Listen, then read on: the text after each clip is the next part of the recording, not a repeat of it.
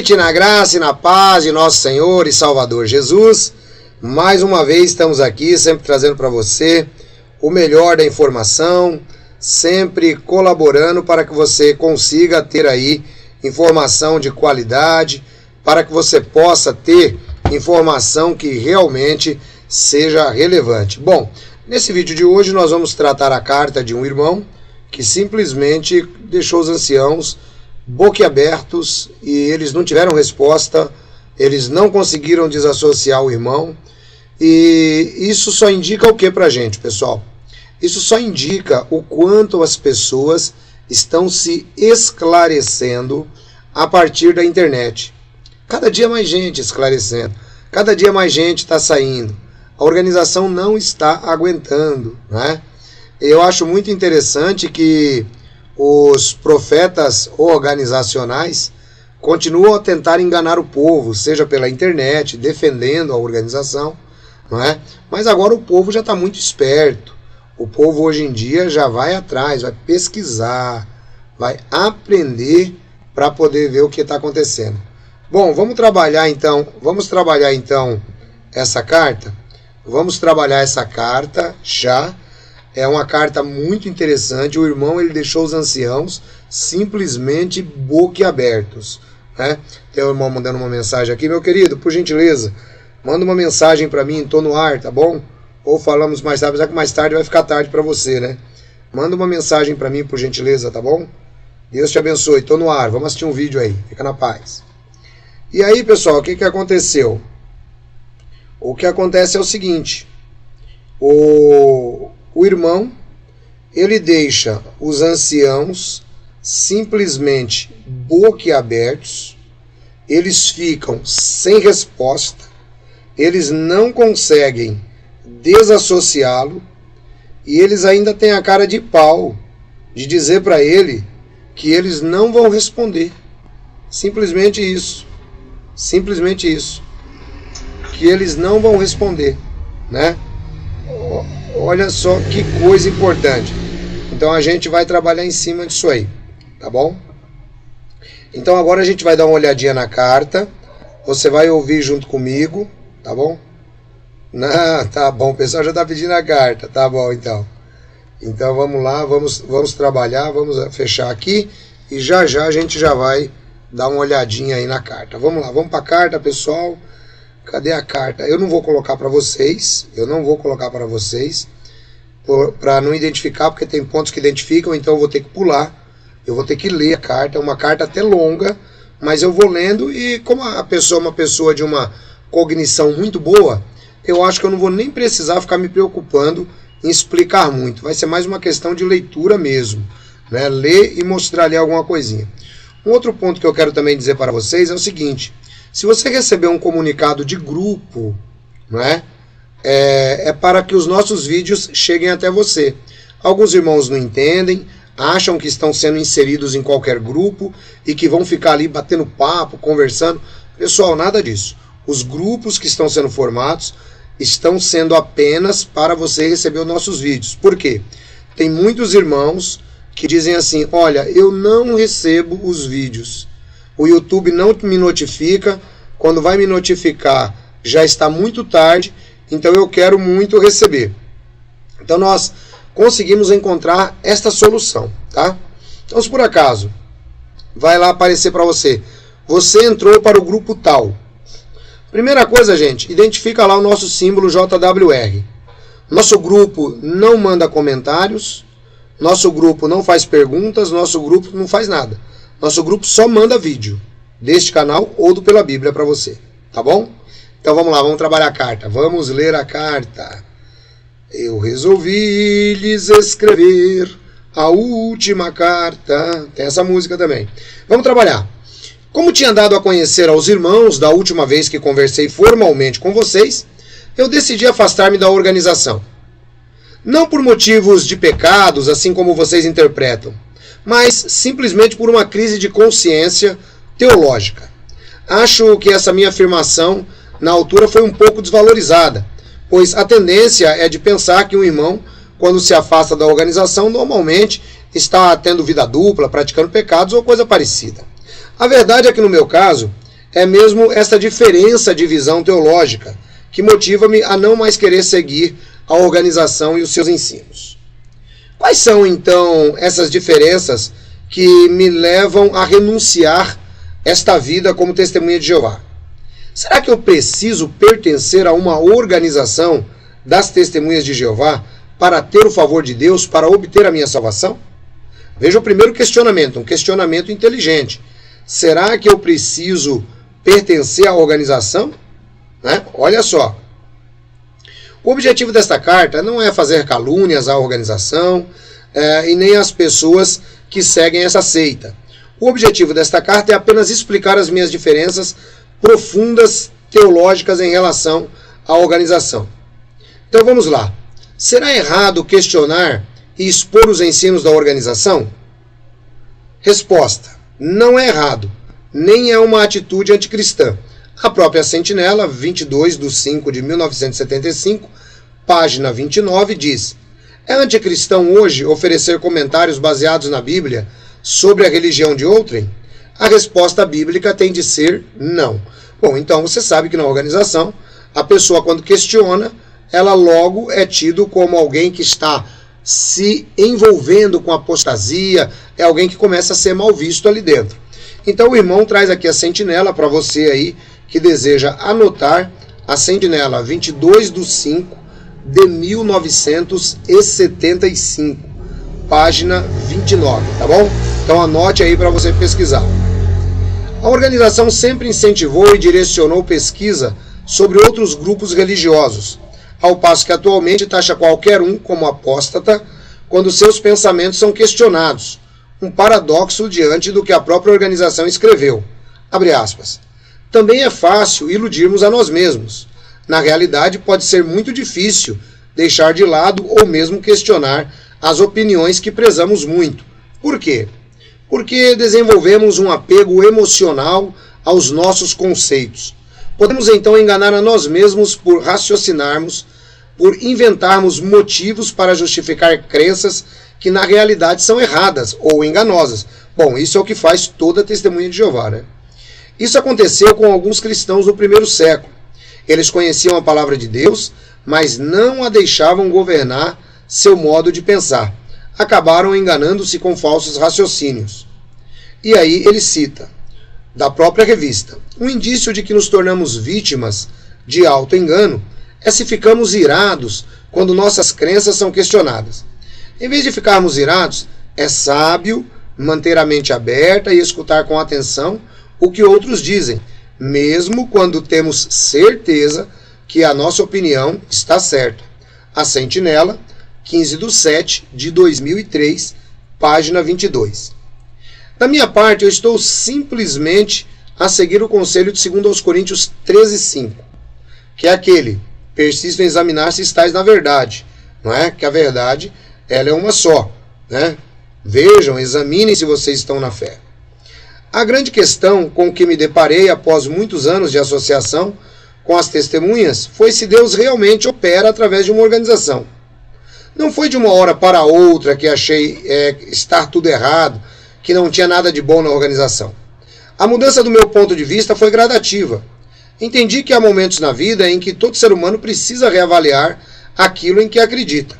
No meu caso, vejo esta escrita como um legado a ser deixado para minha família e amigos, que simplesmente haverão dizer que eu sou um apóstata, não conhecendo os fatos que me levaram a sair da organização. Queria dizer aos irmãos que não sou apóstata. A palavra grega para apostasia refere-se a um desvio da fé, algo que não aconteceu comigo, pois continuo a acreditar no único Deus verdadeiro, Jeová, no seu Filho Jesus Cristo. Em primeiro lugar, é bom meditar se realmente esta organização é uma religião verdadeira, tal como chamam a si mesmo.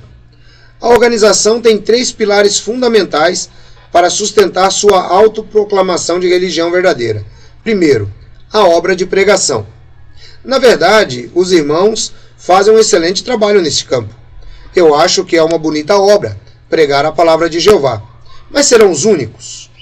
Na verdade, qualquer pastor de igreja que hoje em dia, através das redes sociais, publique um vídeo a falar da palavra de Deus, já está a pregar. Qualquer crente em Cristo que fale de Jesus a colegas de trabalho ou a vizinhos já está a pregar. Mas aí entra o argumento, de casa em casa. Mas nem esse argumento é exclusivo das testemunhas, pois os mormons também pregam de casa em casa, nas ruas. Serão eles também a religião verdadeira? Aqui o irmão coloca um ponto bastante interessante, e eu acho legal porque esse argumento de pregar de casa em casa, ele não é sustentado nem nas escrituras. Primeiro que Jesus não pregava de casa em casa, primeiro que o apóstolo Paulo não pregava de casa em casa. Tá? Quando você vai examinar o texto, fazer um exame mais profundo, que eu recomendo o Raymond France, no livro Em Busca da Liberdade Cristã, que você inclusive pode baixar, pega ali o capítulo que você vai ver, o capítulo onde Raymond France trata acerca da questão do de casa em casa. Você vai perceber que não era bem isso daí que eles tentaram ensinar para você. Se você pegar Mateus capítulo 10, Jesus é muito enfático, e não estejais indo de casa em casa. Então, existem controvérsias aí, né, conforme o irmão colocou, e não só as testemunhas de Jeová. Vários grupos religiosos, inclusive aqui no Brasil, a seita da Igreja Universal vai pelas casas, os mormons vão nas casas, e outros grupos também. Segundo ponto, o amor. O amor realmente existe dentro dessa organização. Tem irmãos muito bondosos, e a organização incentiva os irmãos a demonstrarem amor. Mas será que isso dá autoridade para pensarmos que nas outras igrejas não existe amor? Bom, aqui o irmão foi muito amoroso, né? Porque amor na organização você vai começar a conhecer a partir de agora que você está saindo. Agora é que você vai ver o amor, né? Porque amor, ele não pode ser condicionado a estar em um grupo religioso. O amor tem que ser uma atitude que vem do coração. Agora que o irmão saiu, o irmão vai conhecer o que é o amor das testemunhas de Jeová. Temos que ter cuidado com os julgamentos que fazemos. De fato, também neste ponto não há exclusividade dentro das testemunhas de Jeová, pois muitos crentes de outras igrejas têm amor entre si. Ou seja, os cristãos de fato têm amor entre si, os cristãos se ajudam mutuamente em épocas de necessidade, ajudam a alimentar pessoas com fome, coisa que as TJs não fazem, né? Ou serão todas as pessoas com falta de amor? Fica a critério de cada um julgar, mas cuidado ao julgar os outros sem os conhecermos. Terceiro, invocar o nome de Deus. Bem, para muitos irmãos, este é o ponto mais forte. Somos os únicos que conhecemos e invocamos o nome de Jeová. Vou contar uma experiência que eu tive quando eu era mais jovem. Fui na pregação, dei testemunho a uma senhora e revelei o nome de Deus para ela. Para meu espanto, ela já sabia que Deus se chamava Jeová. Na altura, fiquei muito surpreendido, pois na minha cabeça, só o povo de Jeová conhece seu nome. Acho que é assim que muitos irmãos também pensam. Bom, isso que ele falou aqui é uma grande verdade. Quando eu saí da organização, que eu comecei a visitar algumas igrejas, para minha surpresa, comecei a ouvir os hinos da harpa que tem o nome Jeová. Comecei a ouvir pregações onde o pastor falava o nome Jeová. E eu fiquei pensando, eu acreditei minha vida inteira que era só gente que sabia. Aí pensei comigo, como eu era bobo. Hoje vejo que era mais bobo ainda, porque o número de pessoas que utilizam o nome Jeová fora as testemunhas de Jeová é muito grande. Qual é a diferença? A diferença é que as pessoas, os cristãos, não usam o nome Jeová como talismã, assim como a torre usa, né, e como marca registrada. Essa é a única diferença, né? Acho que é assim que muitos irmãos pensam também, mas a realidade é que o nome Jeová é bem conhecido e proclamado por outras igrejas. Com o conhecimento que eu tenho hoje, eu digo mesmo que isso é algo básico para muitos crentes. O nome Jeová é bem conhecido e usado por denominações religiosas e também de criticarem o que eu digo. Pesquisem, não julguem, investiguem. Então posso ver que, apesar desta organização cumprir esses 3 requisitos bíblicos, elas não têm sua exclusividade. Se não são os princípios bíblicos cumpridos exclusivamente por elas, logo cai por terra a proclamação, que são diferentes de todas as outras nesses 3 pontos. Agora vamos dar uma olhadinha na origem da organização. As origens são importantes, a própria organização salienta isso, quando, por exemplo, algumas festividades e práticas comuns são proibidas devido à sua origem pagã. Quer dizer então que, se as origens da organização não estiverem limpas da corrupção, invalida a autoproclamação de ser a única religião verdadeira? Sim. A origem desta organização leva-nos até Charles Taze Russell. Poderá um homem que acreditava nas pirâmides do Egito ser escolhido por Deus para fazer a sua obra? Poderá um homem associado, aqui eu vou colocar uma aspas porque existem algumas controvérsias, à maçonaria ser escolhido por Jeová para revelar verdades bíblicas, né? Aqui eu coloco um parênteses, né? Porque a gente não tem uma prova cabal, né, da associação de Russell com a maçonaria. Ele flertava com a maçonaria, né, mas parece que nem com a maçonaria do Grande Oriente não era. Ele deveria flertar com alguma loja profana, né, como os maçons dizem. O Eric sabe melhor o termo aí, lojas que não são oficiais, né? O apóstolo Paulo também perseguiu os cristãos, mas quando Jesus apareceu a Paulo, ele imediatamente mudou radicalmente suas crenças, pois o Espírito de Jeová estava sobre ele. Quando alguém recebe o Espírito Santo da parte de Jeová, a mudança é imediata. Mas ao contrário disto, Charles Taze Russell nunca mudou suas crenças nas pirâmides do Egito, nem sua ligação à maçonaria. A publicação das Testemunhas de Jeová Proclamadores do Reino de Deus, na página 201, revela isso mesmo. Ela menciona que Russell, por 35 anos, acreditava que a Grande Pirâmide fosse a pedra do testemunho de Deus e que confirmava os períodos bíblicos. E a fé dele nessas pirâmides era tão grande que seu túmulo é uma pirâmide, igual a de Gizé. E nela contém também a cruz e a coroa, símbolos da maçonaria. Bom, o túmulo de Russell, todo mundo sabe, ele está mais ou menos a 7 metros da pirâmide, segundo o que eles falam. A pirâmide foi destruída, mas também existem controvérsias. Existem alguns que dizem que os ossos de Russell realmente estavam debaixo da pirâmide. Tá bom, pessoal? Que aquela lápide colocada ali foi apenas um disfarce. Bom, aí eu não sei, mas o que o irmão citou está aí. O corpo governante conhece isso muito bem e tem vergonha de suas origens. Por que digo isso? Pois em 2021 a Sociedade Torre de Vigia mandou destruir o túmulo de Russell para construir outro, ou em que não apareça nenhuma pirâmide. A Sociedade Torre de Vigia quer apagar sua história, sua origem. É isto que revela esta decisão. A Bíblia é tão clara quando diz que apenas o Pai sabe o dia e a hora do vindouro grande dia de Jeová. Como pôde então Charles Taze Russell ter uma sabedoria tão grande para desmontar mentiras bíblicas da cristandade, como o inferno de fogo, mas não teve sabedoria para conhecer essa verdade bíblica tão simples, de que aquele dia apenas Jeová sabe quando viria? Ele não teve discernimento para esta verdade bíblica, ou não quis. Em vez disso, preferiu profetizar datas para o fim do mundo, como 1914.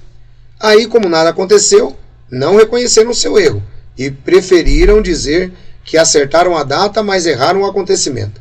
A data estava certa, pois Jesus agora é rei nos céus. Apenas mudaram o acontecimento, segundo eles, né?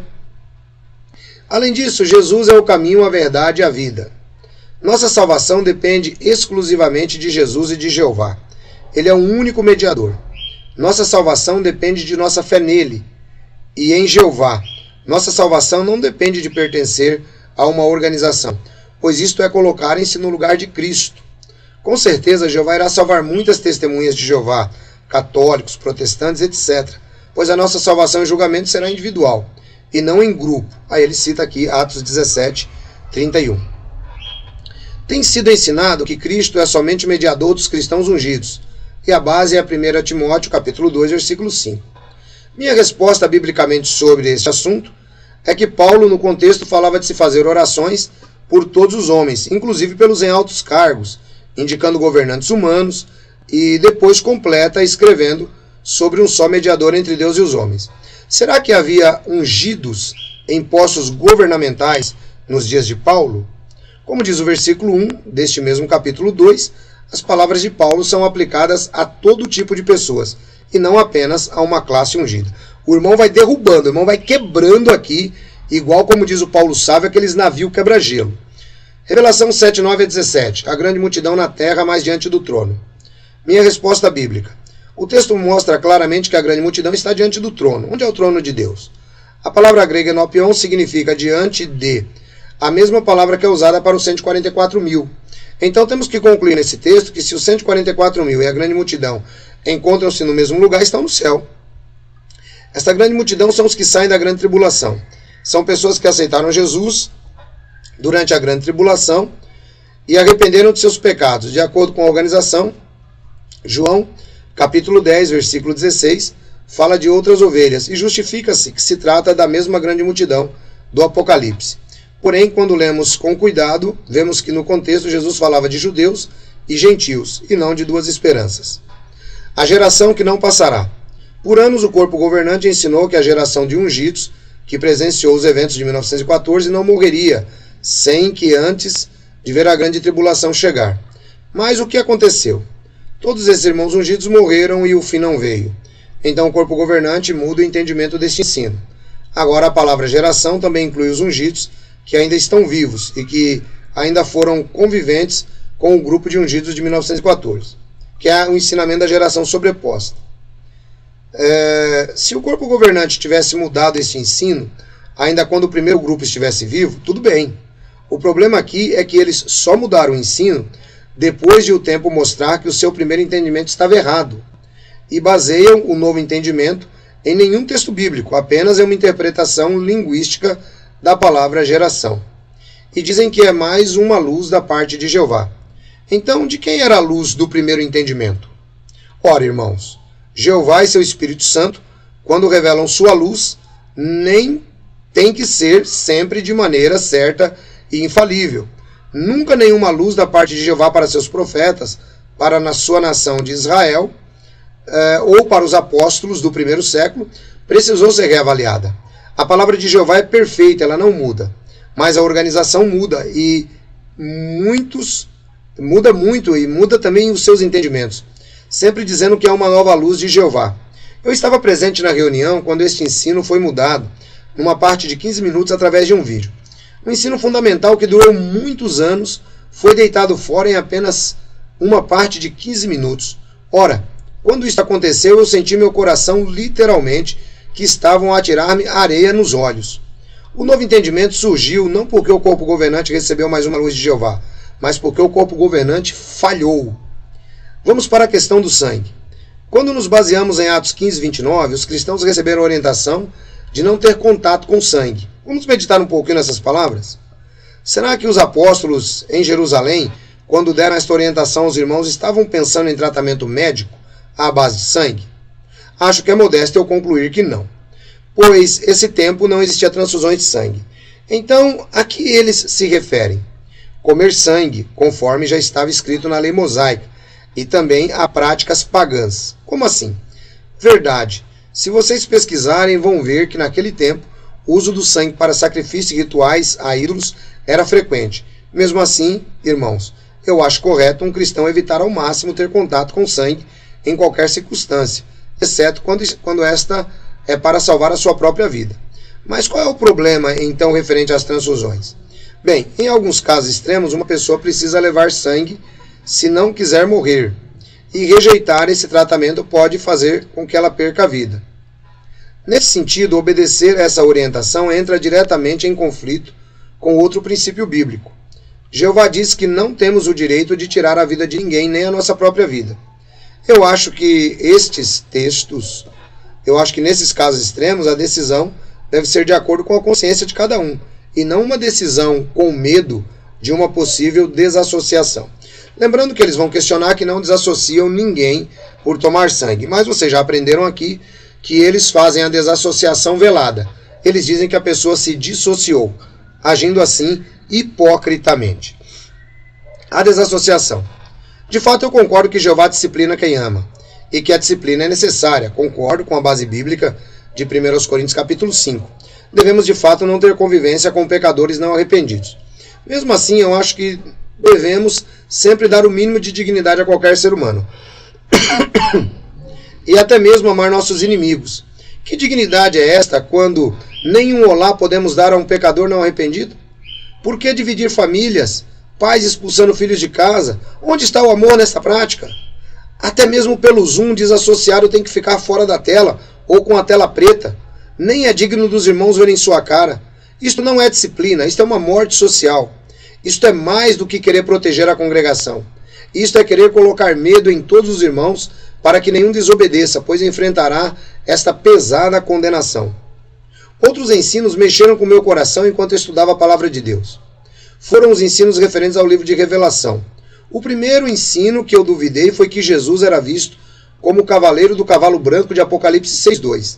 Eu não entendia como Jesus podia ser o cavaleiro do cavalo branco, se ao mesmo tempo era o cordeiro que estava a abrir os selos e que chamou os 4 cavaleiros. Bem, se Jesus é o cordeiro que estava a abrir o selo, não pode ser ao mesmo tempo o cavaleiro do cavalo branco, que vem na abertura do primeiro selo. Então, Jesus chama Jesus? Bem, é mais ou menos isto que acontece nesta visão bíblica de Apocalipse capítulo 6, versículo 2. Segundo a visão da organização também, eu não entendi se Jesus é o cavaleiro do cavalo branco, como a seguir dele vem, estão os outros que trazem fome, morte, guerra, né, e assim por diante. Né? A ordem de saída dos cavaleiros parece estar trocada, pois Jesus vem para trazer paz e vida. Na verdade, o cavaleiro do cavalo branco de Apocalipse 19:11 é Jesus, mas isso não quer dizer que esse do capítulo 6 seja Jesus também. Reparem, irmãos, que há algumas diferenças entre eles. O cavaleiro do cavalo branco do capítulo 6 tem apenas uma coroa, enquanto este do capítulo 19 tem várias coroas ou diademas. Aqui a palavra grega para coroa é diferente da usada no capítulo 6. Isso já é uma diferença. Além disso, o cavaleiro do capítulo 6, ele tem um arco sem flecha, mas Jesus no capítulo 19 tem uma espada que sai da boca. De fato, cavalos na Bíblia representam julgamento, força de guerra. Então quem será o cavaleiro do capítulo 6? Eu estudei e tenho minhas próprias respostas bíblicas, mas isso deixo para os irmãos estudarem se quiserem. O Apocalipse 11, 3 e 14, a questão das 2 testemunhas. Bem, segundo a organização, essas 2 testemunhas representam a própria organização. A organização é fantástica. Em 1919, dizem que esta profecia das 2 testemunhas foi cumprida na própria organização, pois em 1914, depois de terem pregado por 3 anos e meio, eles tiveram uma morte simbólica na prisão de Rutherford e seus associados. Mas em 1919, eles voltaram a viver e foram designados como escravo fiel e prudente. Bem, irmãos, eu não entendo como essa passagem bíblica pode ser interpretada dessa maneira. Não tem base bíblica nenhuma, não existe nenhum sentido. Então quem são as 2 testemunhas? Malaquias capítulo 4, versículos 5 e 6, a profecia de dupla referência diz lá que Elias ia ser enviado antes do grande dia de Jeová. Primeiro referencia João Batista, pois ele veio fazer o ministério de Elias. Mas Elias virá mesmo nesta segunda referência a eles na grande tribulação. Apocalipse 11:6 diz que eles vão pregar durante 3 anos e meio, 42 meses, 1260 dias. Durante esse tempo os céus irão se fechar e não vai chover. Quem é que fechou os céus e não choveu por 3 anos e meio? Foi o profeta Elias. Ao mesmo tempo, o milagre foi descrito aqui. Por isso, podemos concluir à base desse texto que Elias será uma dessas 2 testemunhas. Apocalipse 11 mostra que essas 2 testemunhas, além de fecharem o céu, irão também lançar pragas na terra durante os seus 3 anos de ministério. E aí depois ele se identifica aqui, dizendo que a outra testemunha é Moisés. Né? Bom, é um pensamento que o irmão desenvolveu. Né? A gente inclusive fala sobre essas 2 testemunhas no livro Tempo do Fim. Mas é lógico que a visão, a opinião, ela pode ser expandida aí para todos nós. Ok? Queria terminar com este assunto das 2 testemunhas, porque é o maior exemplo de algo que me chocou. Eu entendi que a organização pegou o livro do Apocalipse e aplicou quase tudo na sua própria história. Exatamente o que a organização fez foi isso. Além de aplicar tudo na sua própria história, não entendem o livro do Apocalipse de maneira cronológica, pois saltam de capítulo em capítulo. Acontecimentos do capítulo 11, por exemplo, já ocorreram, mas coisas do capítulo 7 ainda não, e mais exemplos poderíamos dar da questão cronológica. Isso é um grande erro. O Apocalipse é para ser interpretado de maneira cronológica, pois era assim que Jesus ensinava. Não era para saltar de um capítulo para outro. Então eu fiquei chocado como vocês foram capazes de apostatar mesmo o livro do Apocalipse, aplicando tudo na própria organização, sendo que o capítulo 4 em diante ainda nada foi cumprido. São tudo acontecimentos para depois do início da grande tribulação. Meus irmãos, Himeneu e Fileto foram descritos como apóstatas lá na congregação do primeiro século. Qual foi o pecado deles? 2 Timóteo 2, 17 a 18, mostra que eles diziam que a ressurreição já tinha ocorrido. Isso era o pecado da apostasia deles. Então eu deixo uma pergunta retórica aqui para os irmãos. Qual é a única organização religiosa que ensina que a ressurreição de cristãos ungidos já começou? Pois, dá o que pensar. Por último, um tema extra-bíblico. Por muito tempo a organização vem condenando a cristandade por sua hipocrisia. especialmente em relação a dinheiro. Nos Estados Unidos, todas as instituições não lucrativas são obrigadas a que o seu IRS seja público para serem alvos de escrutínio. Incentivo os irmãos a pesquisarem no Google este nome, Henrietta M. Halley. Vai levar-vos a um site oficial do governo dos Estados Unidos. Um site que trata deste assunto, de instituições não lucrativas. Nesta empresa, Henrietta M. Halley, podem baixar os documentos do IRS todos os anos. O mais recente é o de 2020. Podem ver lá que esta empresa tem vários investimentos na bolsa. Investe em muitas empresas. Lá encontram-se a lista de todas as empresas em que esta sociedade comprou ações. Investimento como, por exemplo, na Apple e também em muitas outras. Como, por exemplo, na indústria de tabaco, filmes para adultos ou até mesmo em empresas de armamentos militar. O documento mostra também o lucro anual da organização. Foi cerca de $800 mil. O mais interessante é que neste documento, lá na página 11, quem é o único beneficiário desta empresa de investimentos. E para o espanto de muitos, vocês vão encontrar lá o nome da Sociedade Torre de Vigia de Bíblias e Tratados. Uma falsidade? Não, não é. Usaram uma empresa com um nome que não nos liga a eles diretamente, que ninguém conhece, para fazer investimentos financeiros. E aí ele deixa aqui o link, né, do assunto. Outro assunto muito importante são os casos de pedofilia dentro da organização. Foi feita uma investigação na Austrália em 2020 sobre abusos de menores e a organização foi uma das que tinha mais casos ocultos nesse assunto. O assunto foi tão sério que um membro do corpo governante teve que prestar contas na Corte Real Australiana. Em causa estavam suas diretrizes em como tratar desses assuntos. Por isso, novas orientações têm sido dadas aos corpos de anciãos perante este assunto. Por exemplo, agora uma vítima deste assunto, quando quer expor o caso, não precisa ser mais diante de 3 anciãos, estando ela sozinha, todos eles homens. Por imposição da Corte Real Australiana, agora a vítima pode levar consigo uma irmã em que confia para sentir-se menos sozinha perante 3 homens. Irmãos, este assunto é público, não adianta negar. Quem quiser pode ver lá no YouTube o irmão do corpo governante na Corte Real Australiana a ser interrogado durante 3 horas. Por isso, cada vez mais, os alertas do corpo governante em relação à internet e à mídia. Hoje em dia, os irmãos só é ignorante quem quiser. E por isso é que a organização em países desenvolvidos, onde as pessoas têm acesso ao conhecimento, a organização não cresce. Muito pelo contrário, cada vez mais gente abandona a organização e seus falsos ensinos.